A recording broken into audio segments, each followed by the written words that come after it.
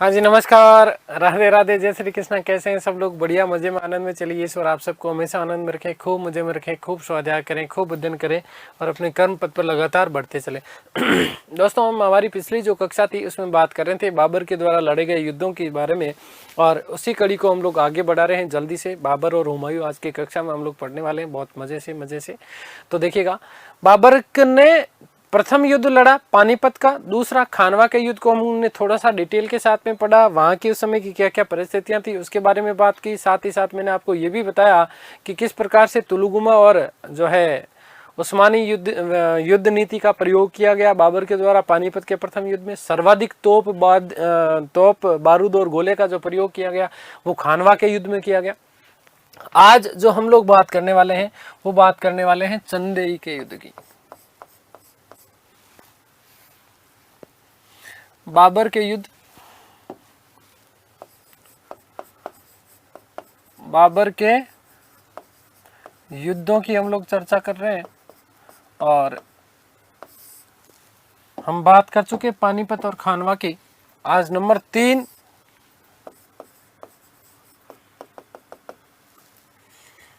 हम बात करने वाले हैं चंदेरी का युद्ध। कौन सा युद्ध? चंदेरी का युद्ध। देखो, ध्यान देना। अब वस्तुतः चंदेरी का युद्ध, अब चूंकि मैं थोड़ा सा हम लोग फास्ट कर रहे हैं इस प्रोसेस को, साथ साथ लिखवाता जाऊंगा और समझाता भी जाऊंगा, तो आप थोड़ा सा ध्यान देना बेटा, ठीक है। देखो, चंदेरी की यदि हम बात करें तो चंदेरी कहां पर है? चंदेरी एमपी में है। कहां पर है? एमपी में है। दूसरी बात करें कि चंदेरी का युद्ध कब लड़ा गया, तो ध्यान रखना 28 जनवरी 1528 को। कब लड़ा गया? तो 28 जनवरी 1528, 28/1/1528। इसके पीछे सबसे बड़ा कारण क्या माना जाता है? देखो, ये चंदेरी के मेदिनी राय ने राणा सांगा का सहयोग किया था, और इसी बात से खिन्न था कौन? बाबर। उसी का गुस्सा उतारने के लिए उसने मेदिनी राय के ऊपर क्या किया था? आक्रमण किया। और ऐसा कहा जाता कि इस युद्ध में बाबर ने राजपूत वीरों के सिरों की मीनार चुनवा दी। इतना भयंकर युद्ध था ये, ठीक है ना। राजपूत वीर क्षत्रियों को बहुत बुरी तरीके से, बेरहमी से उनका कत्ल कर दिया गया। अनेक राजपूत वीर जो है इस युद्ध में जो है वीरगति को प्राप्त हुए। महिलाओं ने जोहर किया। महिलाओं ने क्या किया? जोहर किया। ये बात आप लोग ये याद रखना। और इस युद्ध में भी बाबर ने जिहाद का नारा दिया था, और इस युद्ध में बाबर का जो सेनापति था उसका नाम था फरीद खान। देखिएगा कि बाबर ने मेदिनी राय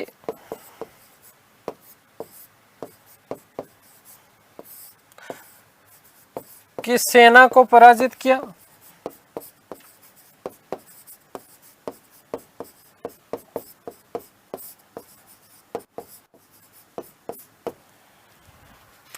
युद्ध से पूर्व जिहाद का नारा दिया।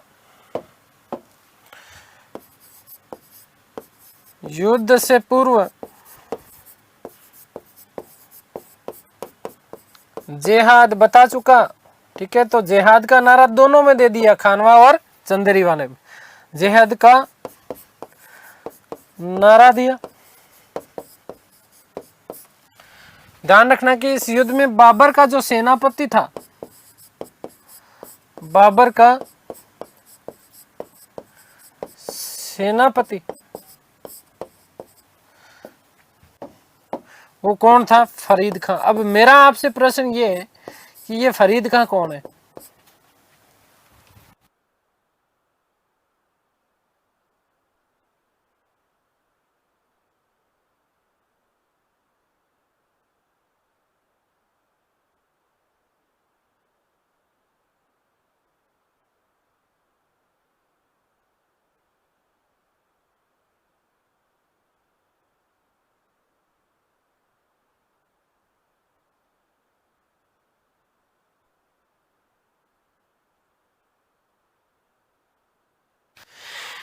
ठीक है, आया जवाब। फरीद खान कौन थे? अरे भाई, शेरशाह सूरी का नाम था ये। शेरशाह सूरी का नाम, वास्तविक नाम क्या था? फरीद खान। क्या नाम था? फरीद खान। तो देखो ध्यान से सुनना, शेरशाह सूरी कौन था? शेरशाह सूरी। ये प्रश्न बनता है आपका, कौन? शेरशाह सूरी। वास्तविक नाम क्या है? फरीद खान।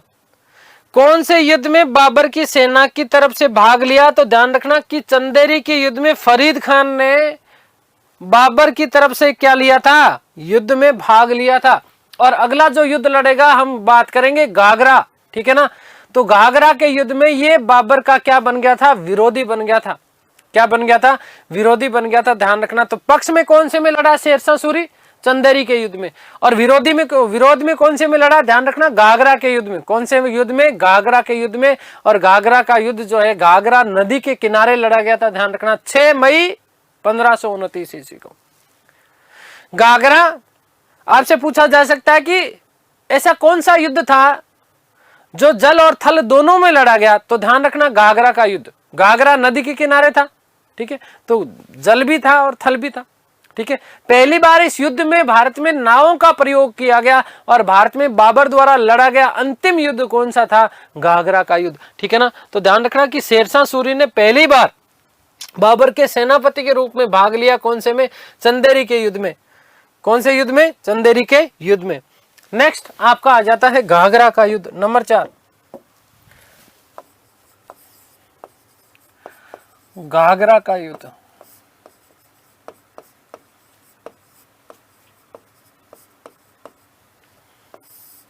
ध्यान देना कि पहली बात क्या? घाघरा नदी के किनारे लड़ा गया। घाघरा नदी के किनारे लड़ा गया।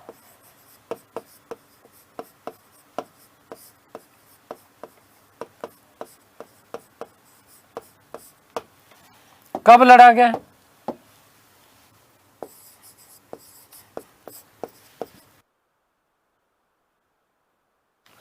6 मई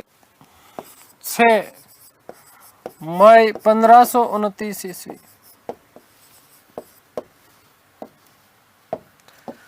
ध्यान रखना कि जल व थल में लड़ा गया युद्ध। साथ ही साथ क्या याद रखोगी? प्रथम युद्ध जिसमें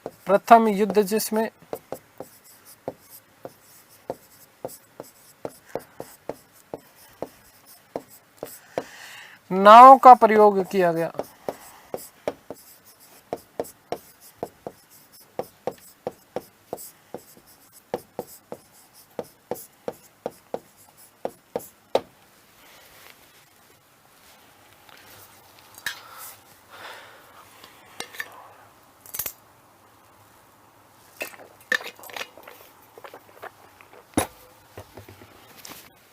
ध्यान देना, किसके मध्य लड़ा गया? किसके मध्य लड़ा गया? तो अफगानी सेना है ना, और बंगाल का नुसरत शाह। बंगाल के शासक कौन? नुसरत शाह। और अफगान सेना का नेतृत्व किया गया था महमूद लोदी के द्वारा, ठीक है। बाबर इस युद्ध में विजय रहा। महमूद लोदी भारत से भाग जाता है, ठीक है। तो ध्यान रखना, बंगाल के शासक थे नुसरत शाह, और साथ में कौन? अफगान कौन? अफगान सेना का नेतृत्व किसने किया था? महमूद लोदी, जो कि इब्राहिम लोदी का क्या था? भाई था। तो बंगाल शासक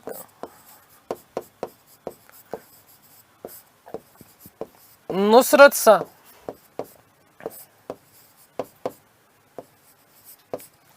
प्लस अफगान सेना। अफगान बोले तो क्या? महमूद लोदी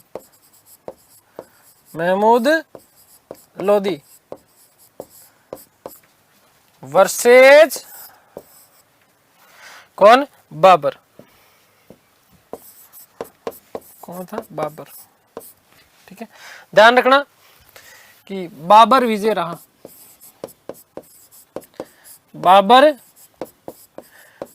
रहा। और महमूद लोदी भारत छोड़कर भाग गया।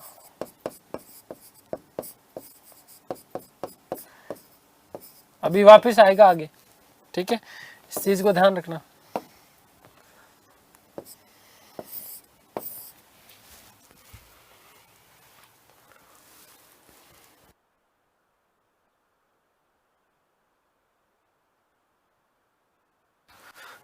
ठीक है, आगे बात समझ में। तो ये बाबर के द्वारा भारत में लड़े गए 4 युद्ध थे। हमने बात करी बेटा, देखो पानीपत के युद्ध, प्रथम युद्ध की बात करी, फिर हमने खानवा वाले की बात करी, फिर हमने चंदेरी युद्ध की बात कर ली, और अब अंतिम जो बात कर ली वो हमने किसकी, कौन से वाली बात कर ली, घाघरा के युद्ध की। ध्यान रखना कि इस युद्ध में, है ना, इस युद्ध में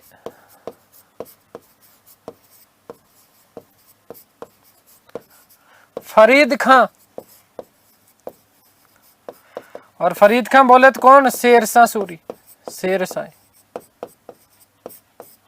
बाबर के विरुद्ध लड़ा था, बाबर के विरुद्ध लड़ा। आ गई बात समझ में, क्लियर है ना। तो ये 4 युद्ध लड़े गए। 26 दिसंबर 1530 ईस्वी को, 26 दिसंबर 1530 ईस्वी को बाबर की क्या हो जाती है, मृत्यु हो जाती है। बाबर की क्या हो जाती है, मृत्यु हो जाती है, और इसी के साथ में मामला खत्म। क्या चीज है, बाबर का, किसका, बाबर का।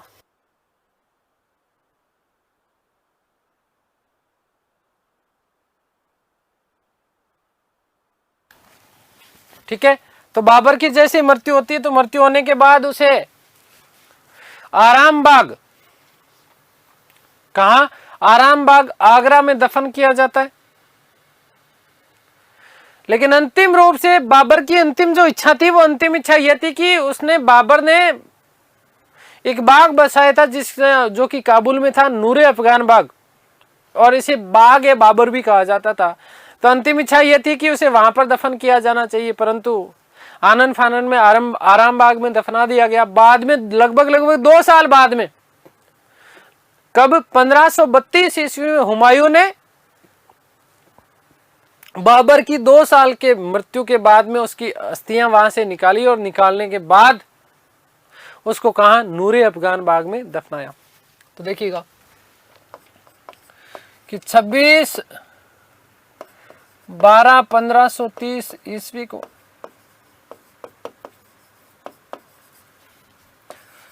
बाबर की मृत्यु हो गई, बाबर की मृत्यु। ध्यान देना, आगरा के आराम बाग में दफनाया, आराम बाग में दफनाया।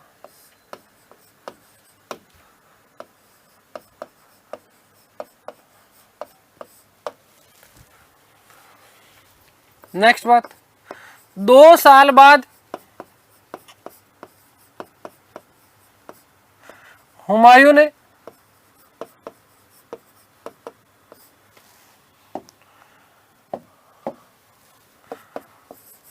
बाबर की अंतिम इच्छा के अनुसार, बाबर की अंतिम इच्छा अनुसार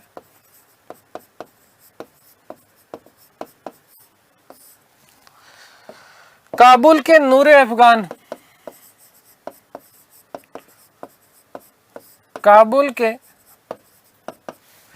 नूरे अफगान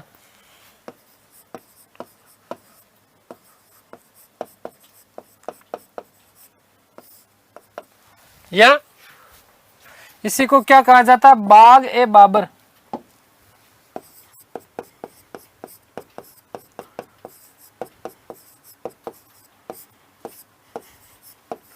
में दफन किया। आगे बात समझ में क्लियर है ना। ये बात आप लोगों को विशेष रूप से ध्यान रखना कि ऐसा कौन सा मुगल बादशाह था जिसे 2 बार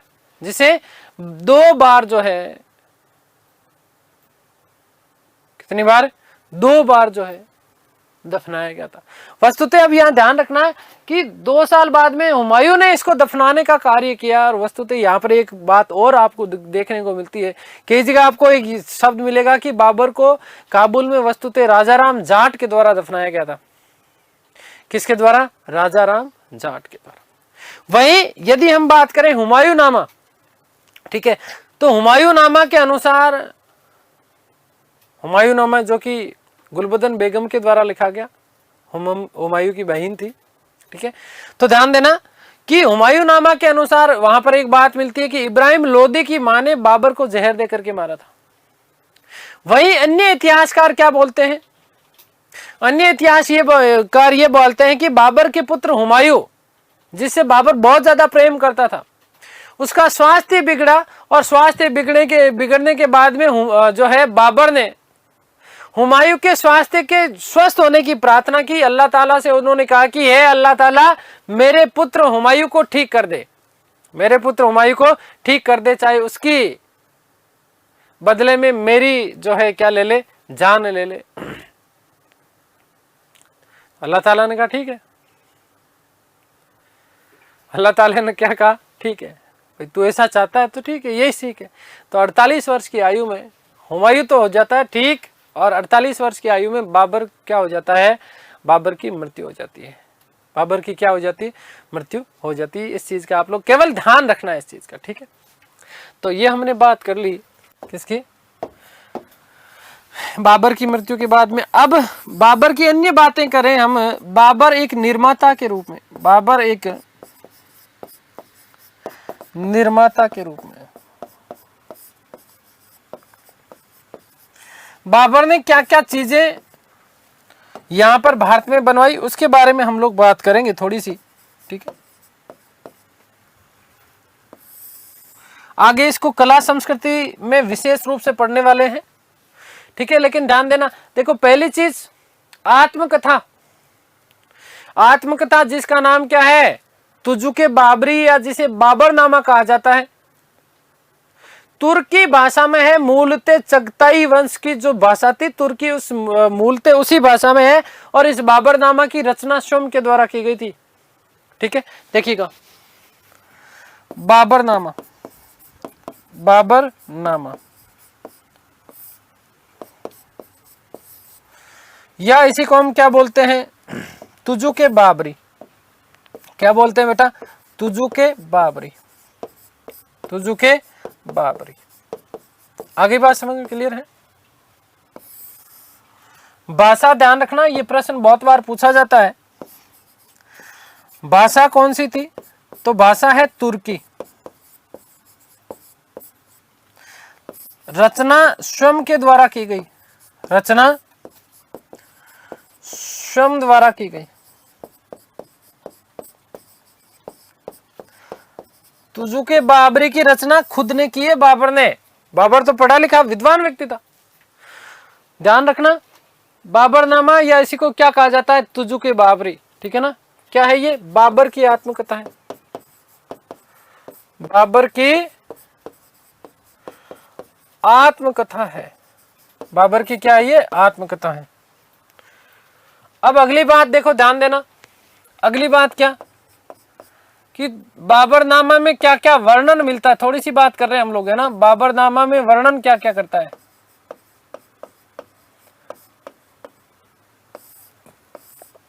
बाबरनामा में बाबर ने किन किन चीजों का वर्णन किया, तो तत्कालीन भारत का वर्णन करता है। किसका वर्णन करता है, तत्कालीन भारत, मुगलकालीन भारत के यदि हम बात करते हैं इतिहास के सबसे बड़े स्रोत, तो वो क्या है, बाबरनामा, और सबसे प्रामाणिक स्रोत भी है।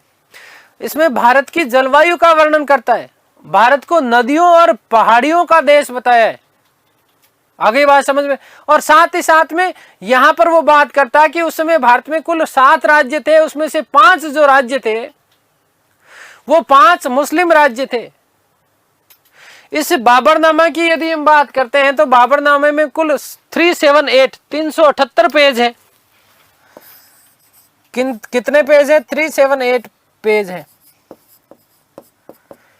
378 पेज है, और 144 चित्र है, वे 144 चित्र हैं, 144 चित्र है इसमें। वर्तमान में इसकी एक जो कॉपी है, वो वर्तमान में एक कॉपी दिल्ली के राष्ट्रीय संग्रहालय में बाबरनामा की एक प्रति मौजूद है। ध्यान रखना, ये बहुत महत्वपूर्ण बात है कि बाबरनामा की एक कॉपी वर्तमान में भारतीय राष्ट्रीय संग्रहालय दिल्ली है ना, दिल्ली राष्ट्रीय संग्रहालय में क्या है, यहाँ पर रखी हुई है। ठीक है, क्या क्या वर्णन किया है, जल्दी जल्दी देखो इसमें। एक तो तत्कालीन भारत का वर्णन करता है, भारत के इतिहास के बारे में प्रामाणिक सूचना देता है। ठीक है ना, तो तत्कालीन भारत का वर्णन, तत्कालीन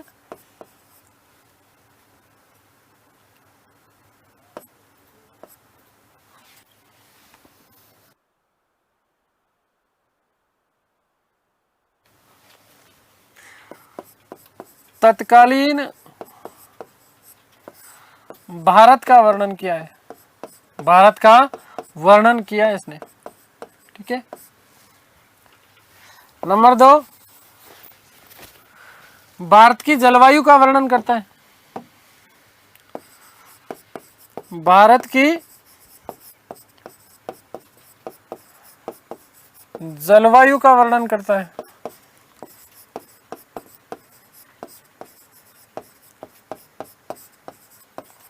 ठीक है, भारत की क्या करता है, ये जलवायु का वर्णन करता है। ये बात विशेष बात है, ध्यान रखना। ठीक है ना,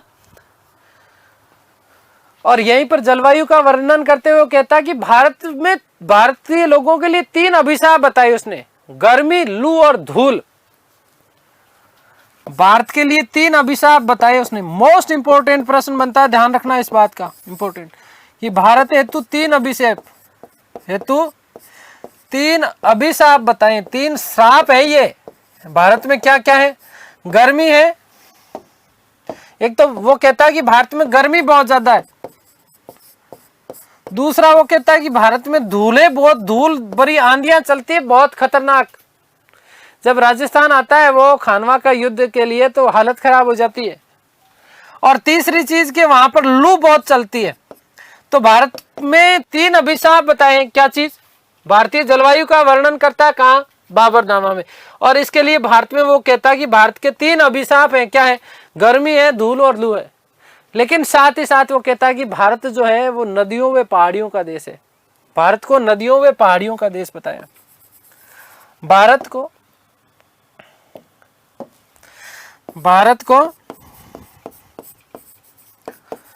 नदियों व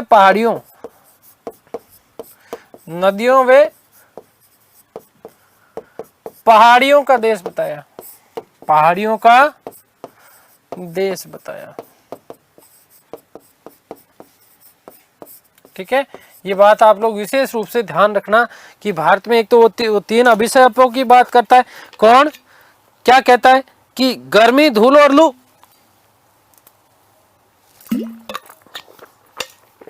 आगे बात समझ में क्लियर है। और साथ ही साथ ध्यान देना कि 7 राज्यों का वर्णन करता है, 7 राज्यों का वर्णन करता है। कितने राज्यों का वर्णन करता है, 7 राज्य। इन 7 राज्यों में से 5 राज्य ऐसे हैं जो मुस्लिम राज्य हैं। कौन कौन से हैं उनकी देखो बात कर रहा हूं। नंबर 1 वो बात करता है बंगाल की। नंबर 2 वो बात करता है दिल्ली की।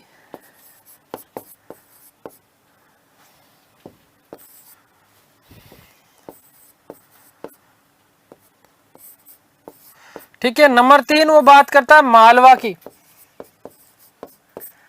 नंबर 4 वो बात करता है गुजरात की। और नंबर 5 वो बात करता है बेहमनी की। किसकी बात करता है, बेहमनी की। ध्यान देना, अब ये 5 जो राज्य है ये 5 मुस्लिम राज्य हैं। ये पांचों के पांचों क्या है, मुस्लिम राज्य। ये पांचों बेटा क्या है, ध्यान रखना, ये मुस्लिम राज्यों का बात करता है। कौन, बाबर करता है अपने बाबरनामे में। ठीक है, दूसरी चीज 2 हिंदू राज्यों की बात करता है, वो मेवाड़ और विजयनगर की। 6 नंबर मेवाड़ और नंबर 7 विजयनगर, जिसकी हमने बात की थी। विजयनगर की स्थापना एमबीटी के काल में। क्या चीज, विजयनगर। ठीक है, ये 2 उसने क्या बताए, 2 हिंदू राज्य, 2 हिंदू राज्यों का उल्लेख करता है।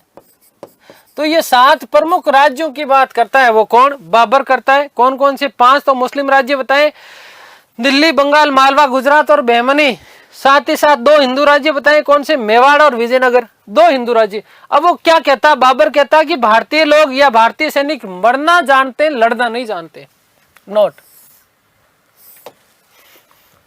बाबर क्या कहता है? बाबर एक बात बोलता है बाबरनामा में कि भारतीय सैनिक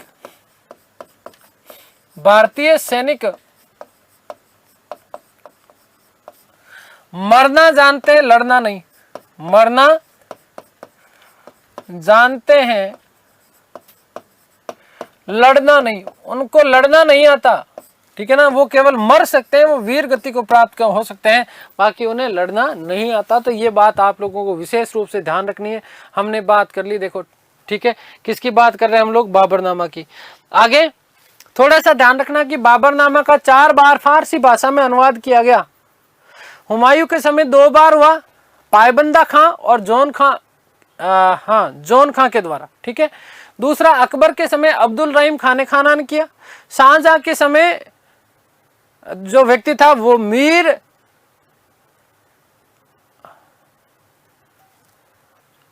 अबू तालिब तुर्बाती, मीर अबू तालिब तुर्बाती, ठीक है ना, किसके समय? शाहजहां के समय। तो ये 4 बार बाबरनामा का जो है फारसी भाषा में क्या किया गया? अनुवाद।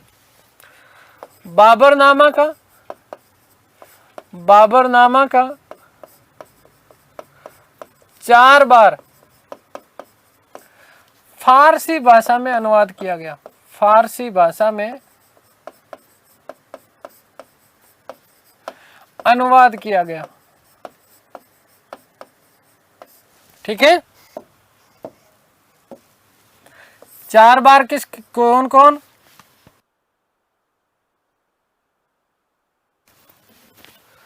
एक तो पायबंदा खां या पायबंदा खां,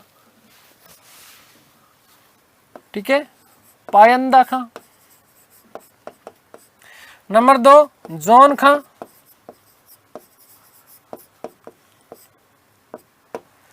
नंबर 3, अब्दुल रहीम खाने खाना, रहीम खाने खाना,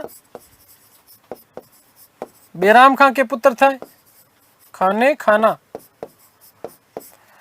और नंबर 3, मीर अबू तालिब तुर्बाती,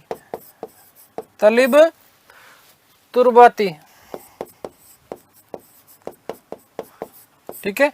अब ध्यान देना, ये ऊपर वाले जो 2 लोग हैं वो हुमायूं के समय, किसके समय? हुमायूं के समय। रहीम खाने खाना किसके समय? अकबर के समय। और तुर्बाती ने किया था शाहजहां के समय।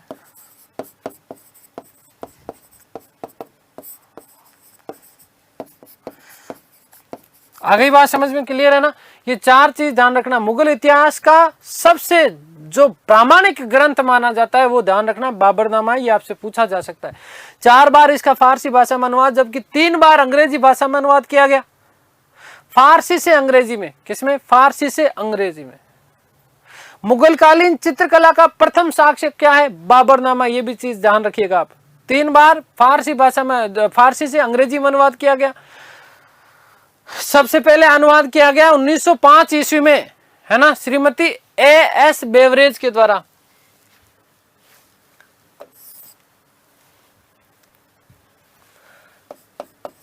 तीन बार फारसी से अंग्रेजी में अनुवाद किया गया। अंग्रेजी में अनुवाद।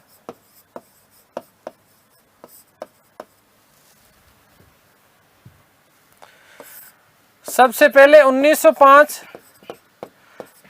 Shrimati A.S. Beverage, Shrimati A.S. Beverage, ठीक है।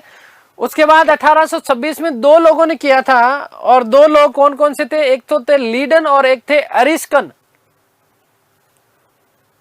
ठीक है, आगे बात समझ में। लीडन और अरिस्कन ने, और तीसरा जो किया था वो किया गया था, ध्यान रखना, माफ करना भाई, एस बेवरेज ने तुर्की से अंग्रेजी में किया है, तुर्की से अंग्रेजी, माफी चाहता हूं, तुर्की से क्या किया है, अंग्रेजी में किया है, माफी चाहता हूं भाई। दूसरा हम बात करें लीडन और एरिस्कन की, तो उन्होंने फारसी से अंग्रेजी में किया। लीडन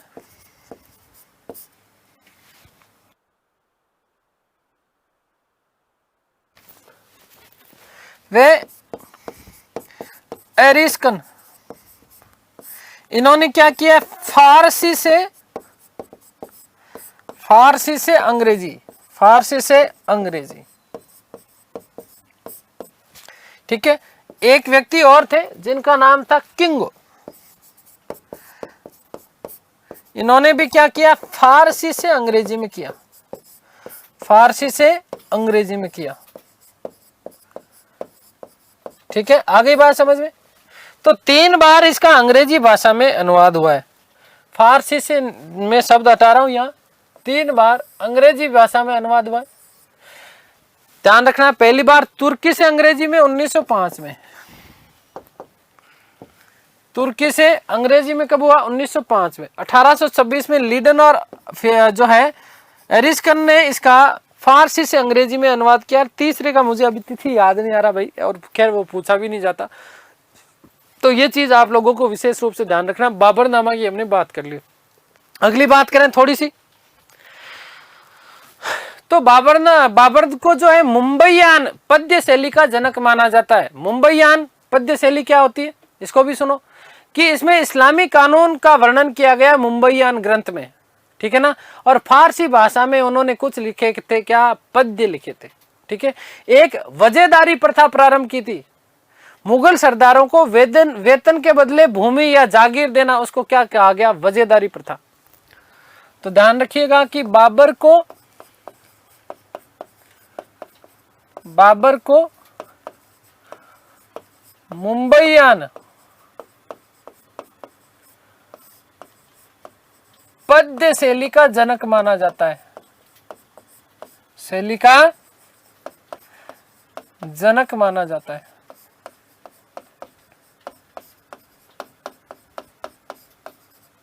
दूसरी चीज क्या ध्यान रखेंगे कि वजहदारी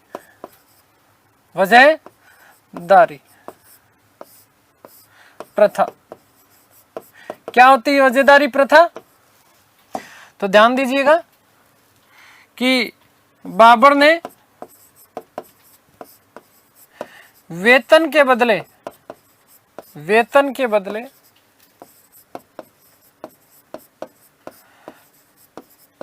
भूमि या जागीर देना प्रारंभ किया, और यही चीज क्या कहलाई, आपकी वजहदारी प्रथा। क्या कहलाई, वजहदारी प्रथा। अगली बात समझ में क्लियर है। अगली बात क्या, कि बाबर ने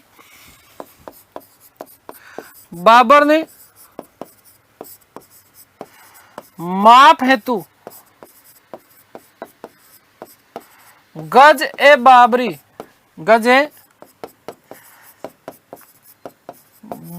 प्रचलित की।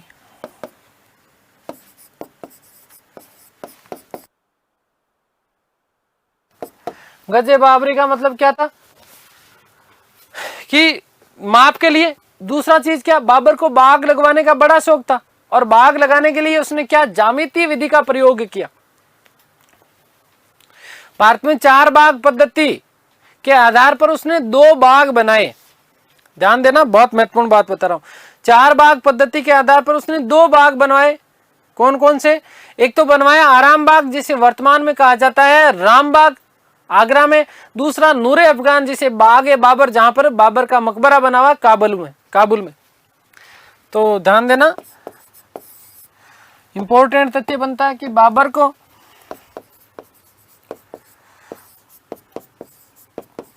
बाबर को बाग लगवाने का बड़ा शौक था, बाग लगवाने का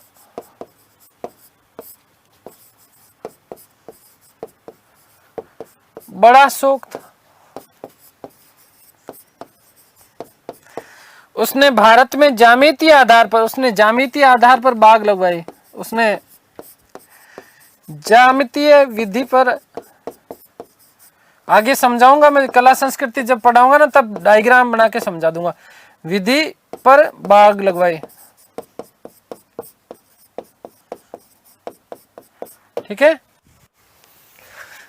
चार बाग पद्धति, ठीक है, क्या चीज, चार बाग पद्धति। और चार बाग पद्धति के आधार पर उसने दो बाग बनाए, दो बागों का निर्माण करवाया। दो बागों का निर्माण करवाए। कौन कौन से दो बाग थे बेटा, ध्यान देना। नंबर एक आराम बाग, जिसे अब क्या कहा जाता है, इसे राम बाग कहा जाता है। राम बाग कहां पर है, ये आगरा में है। कहां पर है, आगरा में। नंबर दो नूरे अफगान, नूरे अफगान बाग, इसी को क्या कहा जाता है, बाग ए बाबर। बाग ए बाबर, जहां बाबर के यहाँ क्या बना हुआ है, मकबरा बना हुआ है। ध्यान रखना, बाबर का मकबरा कहां पर है, काबुल में। ये आपका कहां पर है, काबुल में है। और यहीं पर बाबर का क्या बना हुआ है, बाबर का मकबरा बना हुआ है। बाबर का मकबरा बना हुआ है।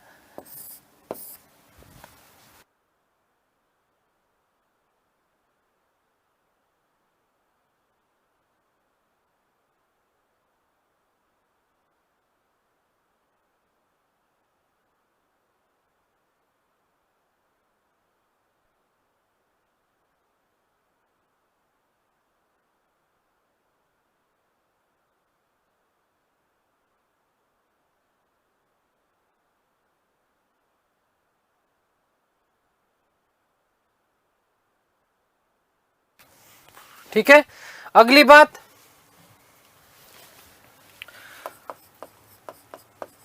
बाबर द्वारा निर्मित मस्जिदें। बाबर द्वारा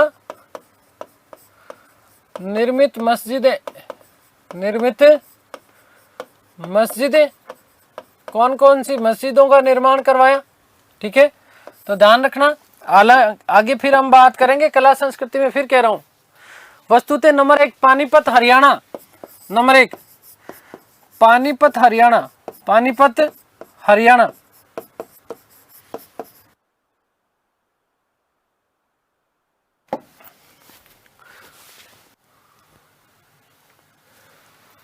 तो काबुली बाग मस्जिद, काबुली बाग मस्जिद, ठीक है। इब्राहिम लोदी को पराजित करने के उपलक्ष्य में, इब्राहिम लोदी पर विजय के, इब्राहिम लोदी पर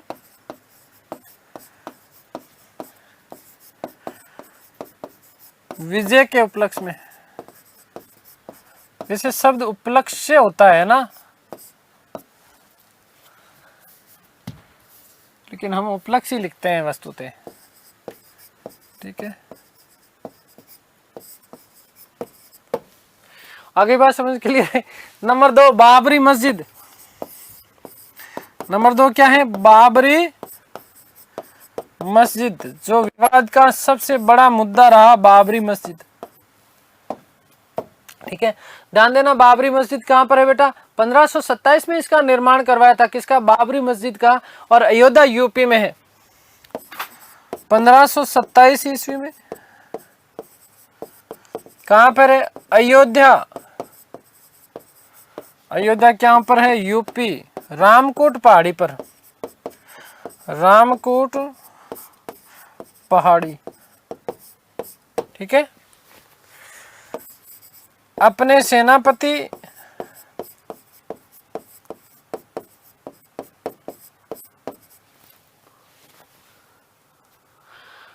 मीर बांकी को आदेश देकर के, मीर बाकी को आदेश देकर।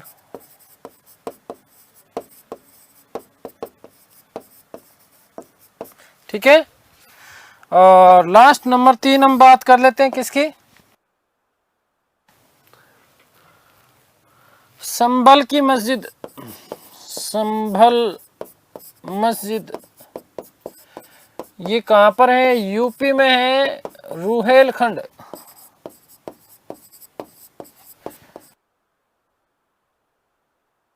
रुहेलखंड में ये मस्जिद स्थित है। आगे बात समझ में, तो ये चीज आप लोग ध्यान रखिएगा। ठीक है, बाबर का वस्तुतः साम्राज्य जो था वो ध्यान रखना, मैं सारी बातें आप लोगों को बता चुका। ठीक है ना, खलीफा की सत्ता में विश्वास नहीं करता था, बादशाह की उपाधि धारण की पहला ऐसा शासक था। बाबर का साम्राज्य ग्वालियर तक और उधर काबुल तक। 3 अभिशापों की चर्चा हम लोग कर चुके, गर्मी, धूल और लू की। उसने कहा कि भारतीय सैनिक लड़ना जानते, मरना जानते, लड़ना नहीं जानते। ये सारी की सारी बातें उसने, बाबर ने कही। लेनपुल ने एक बात कही कि बाबर एक भाग्यशाली सैनिक था। भाग्यशाली क्या था, सैनिक था। तो ये बात हमने कर ली। बाबर की मृत्यु के बाद जो शासक बना वो शासक बना हुमायूं। कौन बना, हुमायूं। चलिए बात करते हैं हुमायूं के बारे में। हुमायूं,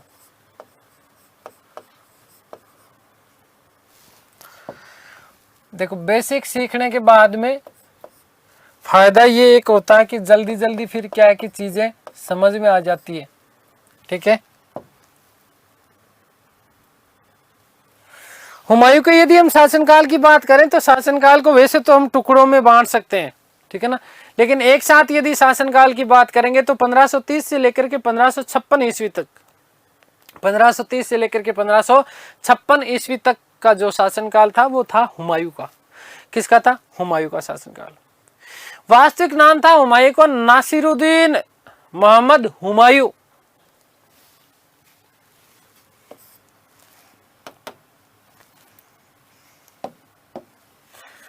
पंद्रह 30 ईस्वी से लेकर के 1556 तक का ये जो काल है ये हुमायूं के जीवन का काल है एक तरीके से। लेकिन ध्यान रखना कि यहीं पर स्टार बना रहा हूं कि 1540 से लेकर के 1555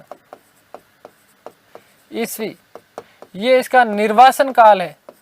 क्या है, निर्वासन काल है। आगे चर्चा इसकी और करेंगे जब मैं इसका संपूर्ण वर्गीकरण करूंगा शासनकाल का, तब बात करूंगा मैं।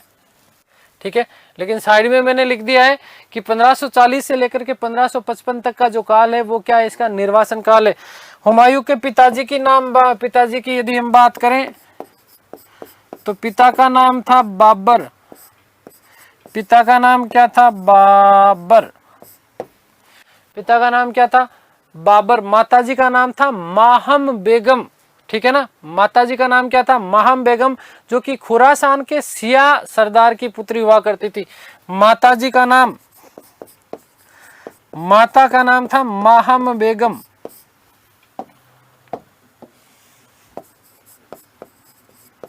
माहम बेगम। ध्यान रखना कि ये जो थे खुरासान के सिया सरदार, खुरासान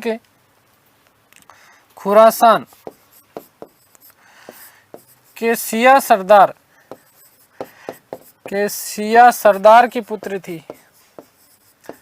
सरदार की पुत्री थी। ठीक है, आगे बात समझ में क्लियर है। आगे बात करते हैं इसका जन्म कब हुआ। जन्म, तो जन्म ध्यान रखना आप लोगों को वस्तुतः मैं बता चुका, लेकिन फिर भी हो सकता है कई लोगों को याद नहीं हो। तो कब, 6 मार्च 1508 ईस्वी को, 6/3/1508 ईस्वी को कहां पर हुआ, काबुल में। कहां पर हुआ, काबुल में। कहां हुआ, काबुल में।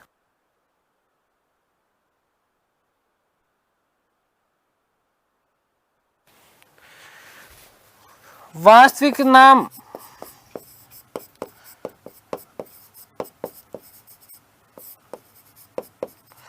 नासिरुद्दीन मोहम्मद हुमायूं।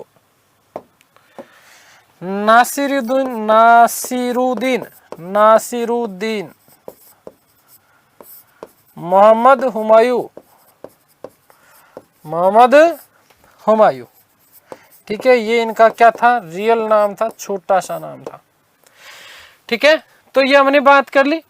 पिताजी बाबर, माता माम बेगम, जन्म मैंने बता दिया, वास्तविक नाम मैंने इनका बता दिया। 3 भाई थे। कितने भाई थे? 3 भाई थे। बड़े खतरनाक, ये यहां से कहानी शुरू होगी आपकी।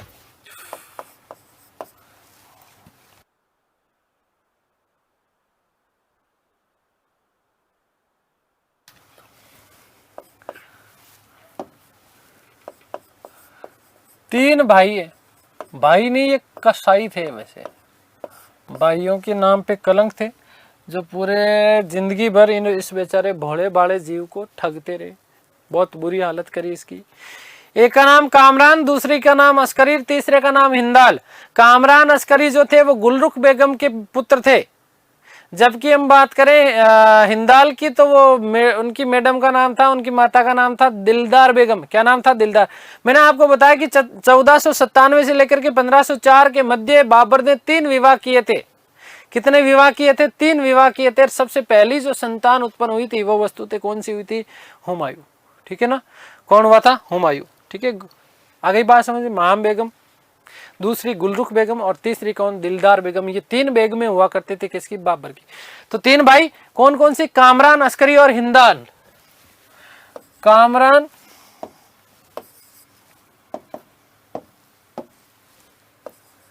कौन है? कामरान है, अस्करी है, अस्करी, और एक था हिंदाल। एक कौन था? हिंदाल। ध्यान रखना, इन दोनों की माता एक ही थी। माता का नाम क्या है? गुलरुख बेगम। गुलरुख बेगम।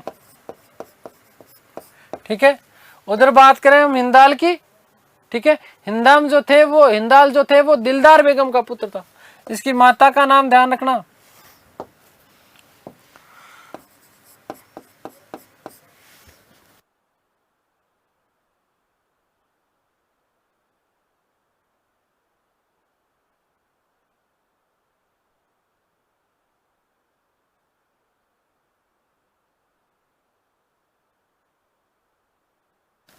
ठीक है।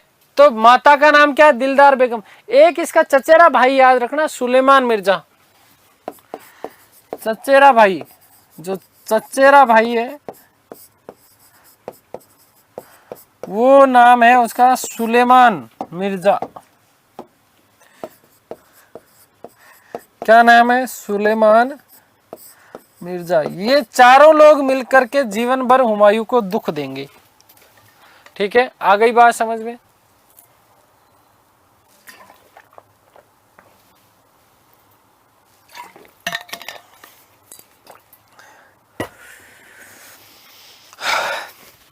बात क्लियर हो गई क्या?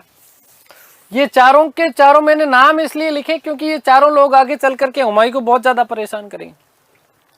पानीपत और खानवा का जब युद्ध लड़ा गया, इस समय बाबर के साथ में था हुमायूं। मैंने आपको कहा कि ग्वालियर के ऊपर भी विजय करने के लिए गया था। विक्रमजीत वहां का शासक था, ग्वालियर के शासक को पराजित किया था, और पराजित करने के बाद में वहां से जो है कोहिनूर हीरा लेकर के आया था हुमायूं, और अपने पिताजी को समर्पित किया था। किसको? बाबर को। तो बड़ा प्रभावित था बाबर हुमायूं की वीरता को देख करके, क्योंकि पानीपत और खानवा के युद्ध में भी उसने अपना जो है अद्भुत शौर्य दिखाया था, और इसलिए हुमायूं को इसने अपना उत्तराधिकारी घोषित किया। बाबर ने, किसने बेटा? बाबर ने। ध्यान रखना कि पानीपत और खानवा युद्ध के बाद, पानीपत व खानवा युद्ध के बाद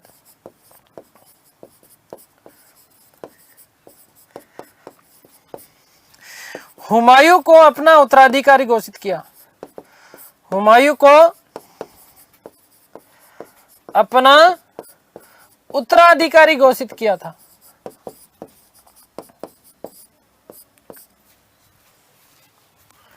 आ गई बात समझ में? कौन कौन से युद्ध के बाद में? पानीपत और खानवा के युद्ध के बाद में। आ गई बात समझ? क्लियर है?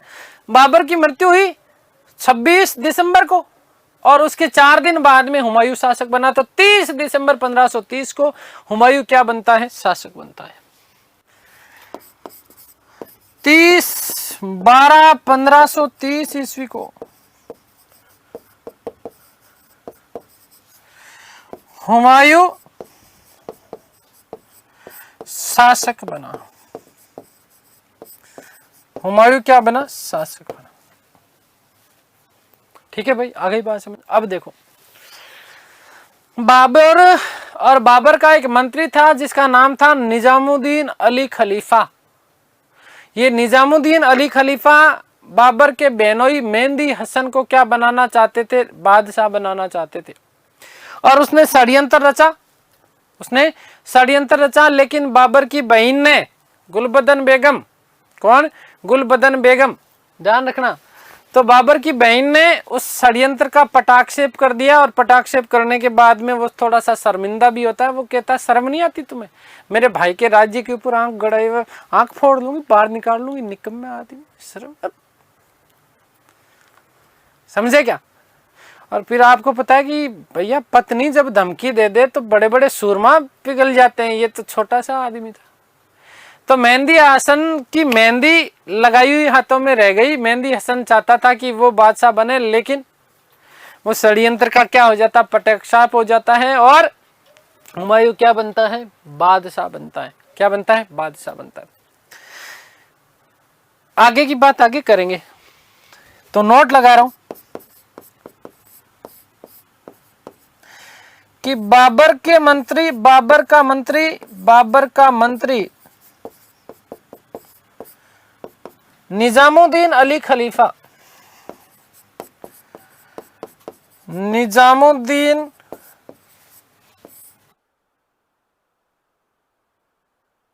अली खलीफा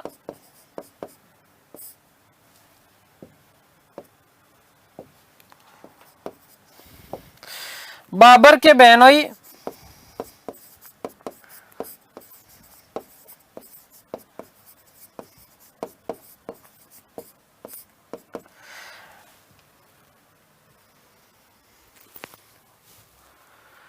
मेहंदी हसन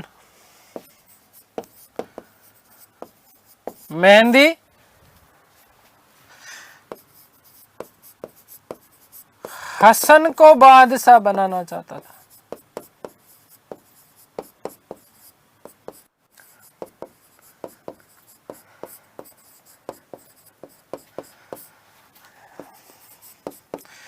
तो इसने क्या रचा? षड्यंत्र रचा, परंतु ये क्या हो गया? असफल हो गया। क्या हो गया? ये असफल हो गया। और अंततः हुमायूं साहब भी क्या बन जाते हैं? बादशाह बन जाते हैं। हुमायूं जी क्या बन जाते हैं? बादशाह बन जाते हैं। अब सुनो भाई, हुमायूं के संपूर्ण शासनकाल को हम 3 भागों में विभाजित कर सकते हैं। 3 भाग कौन कौन से? बहुत अच्छे से सुनना, समझना इन चीजों को। ऐसा मेरी गारंटी है, आपको कहीं पर भी इतना मैटर आपको मिल जाए तो मैं पढ़ाना बंद कर दूंगा। एक जगह आपको कहीं पर भी इतना मैटर नहीं मिलेगा, और प्रामाणिक मैटर, सबसे बड़ी बात ये।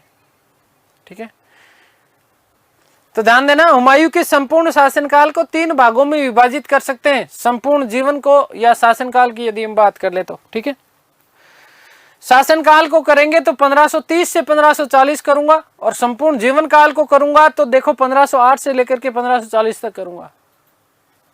ठीक है, तो मेरे हिसाब से अपन पूरे जीवन को ही कर लें तो ज्यादा ठीक रहेगा। देखो समझना कि हुमायूं के संपूर्ण जीवन को, हुमायूं के संपूर्ण जीवन को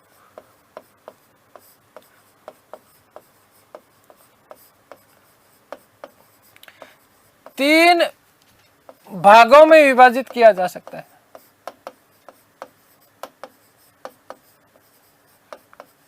कितने भागों में? 3 भागों में विभाजित कर सकते हैं हम लोग। ये 3 भाग कौन कौन से रहेंगे? अब समझो इस चीज को। यदि इस चीज को समझ गए ना तो आपको हुमायूं जिंदगी में दोबारा वापस कभी पढ़ने की जरूरत नहीं पड़ेगी, ये मैं आपसे वादा कर सकता हूं। यहीं से कहानी एक बार में समझ में आ जाएगी।